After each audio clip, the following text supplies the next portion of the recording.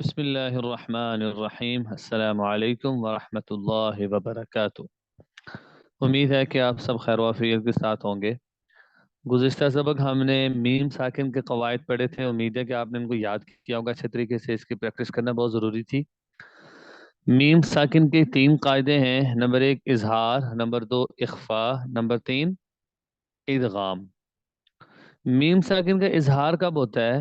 میم ساکن کے بعد اگر با اور میم کے علاوہ کوئی بھی حرف آ جائے، با ہے، دال ہے، لام ہے، نون ہے، فا ہے، لام اور با اور میم کے علاوہ کوئی بھی حرف آئے تو وہاں پر اظہار ہوگا۔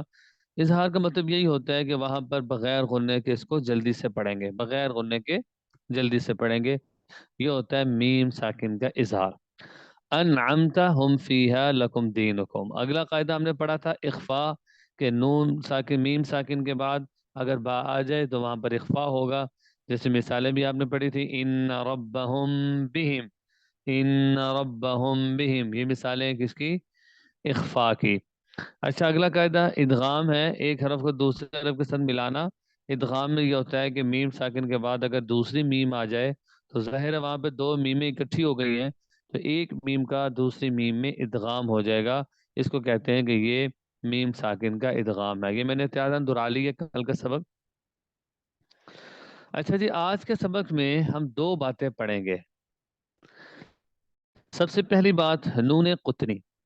قرآن پاک میں ایک علامت استعمال ہوتی ہے نون کی، چھوٹا سا نون لکھا ہوتا ہے، اس کو نون قطنی کہتے ہیں۔ دراصل یہ جو نون ہوتا ہے نا، یہ نون ایک حرف کو دوسرے حرف کے ساتھ ملانے کے واسطے آتا ہے، کہ پچھلے حرف کو اگلے حرف کے ساتھ اگر ملائیں تو وہاں پر نون کا اضافہ کیا جاتا ہے۔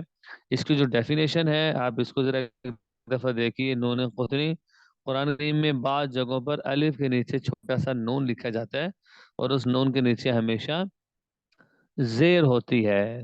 اس چھوٹے نون کو نون قطنی کہتے ہیں، اس کو ملا کر پڑھتے وقت نون بھی پڑھیں گے۔ مثال ہے اس کی، اچھا اس کا تعلق نا زیادہ تر گرامر کے ساتھ بھی ہے، جس طرح پہلے بھی اس طرح کی بات آئی تھی، لومزہ، ویل لکل ہمزۃ لومزہ، اصل یہ عبارت ہے، لیکن جب آپ نے آگے ملا کے پڑھنا نا تو لومزۃ الذی نہیں پڑھیں گے، وہاں پہ نون کا اضافہ کر دیں گے، لومزۃ الذی، لومزۃ الذی۔ پھر آگے فخورا للذی، یہاں پر بھی دیکھیں، یہاں پر بھی فخورا، اگر ہم وقف کریں گے پھر تو نون نہیں پڑھیں گے نا، فخورا پھر آگے الذی پڑھیں گے، لیکن جب آپ نے ملانا ہو پچھلی آیت کو اگلی آیت کے ساتھ تو ملانے کے لیے نون لکھا ہوتا ہے، اس کو پڑھیں گے فخورا للذی، الف سکپ ہو جائے گا یہاں پہ۔ ونادى نوح ابنه وكان في معزل يا بني اركب معنا ولا تكن مع الكافرين، یہاں پر نوح نبنہ پڑھیں گے، ٹھیک ہے؟ اب یہاں پر الف سکپ ہو گئے، یہ ویسے نا آیت کے درمیان میں ہی ہے، لیکن نوح ابنہ یہ جملہ ٹھیک نہیں ہوگا، اس لیے یہاں پر نون کا اضافہ کر دیتے ہیں، نوح ابنہ وکان فی، ٹھیک ہے؟ تو یہ آپ نے سیکھا کیا کہ نون قطنی قرآن پاک میں استعمال ہوئی ہے، اور نون قطنی سے مراد وہ نون ہوتا ہے کہ جس کو پہلی والی آیت کو اگر آپ بعد والی آیت کے ساتھ ملا رہے ہوں تو اس وقت یہ نون کو پڑھنا ضروری ہوتا ہے، ٹھیک ہے؟ تو یہ آپ کو سمجھ آ گئی ہے، یہ اتنی یاد کرنے کی چیز نہیں ہے، بس یہ نون قطنی کو آپ نے سمجھ لیا، اتنی کافی ہے۔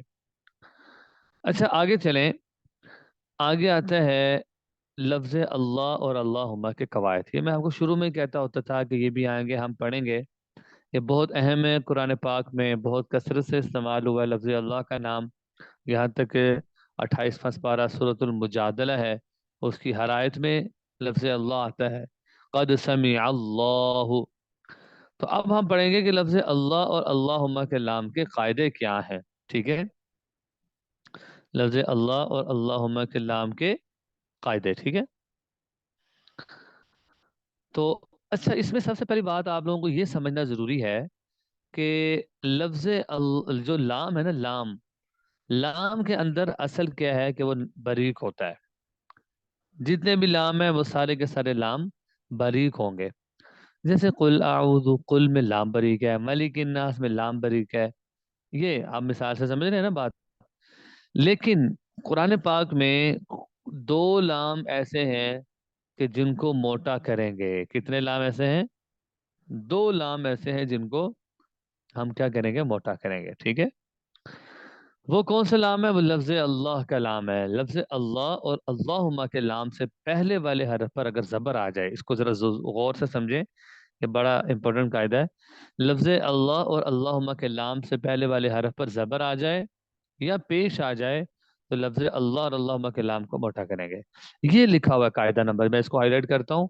یہ دیکھیے ذرا، آپ اس کو پڑھیں آپ، کہ لفظ اللہ اور اللہم کے لام سے پہلے زبر یا پیش ہو تو لفظ اللہ اور اللہم کے لام کو موٹا پڑھیں گے. ٹھیک ہے. جیسے مثالیں بھی انہوں نے دی ہیں، هو اللہ الذی. اب هو اللہ، اب اگر کوئی یہ پڑھے نا هو اللہ، یہ بگ مسٹیک کر رہا ہے، یہ ٹھیک نہیں ہے. هو اللہ الذی، لفظ اللہ کو موٹا پڑھنا پڑے گا.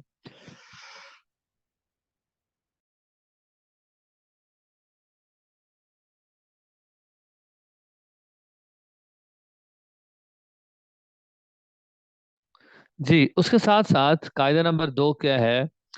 اچھا، یہ اللہ کی مثال ہے، اور یہ دیکھیں آپ کو نیچے مثالیں آئیں گی، وہاں سے ہم مزید سمجھیں گے. دوسرا قاعدہ یہ ہے کہ لفظ اللہ اور اللہم کے لام سے پہلے والے حرف پر اگر زیر آ جائے تھی تو لفظ اللہ کے لام کو باریک پڑھیں گے.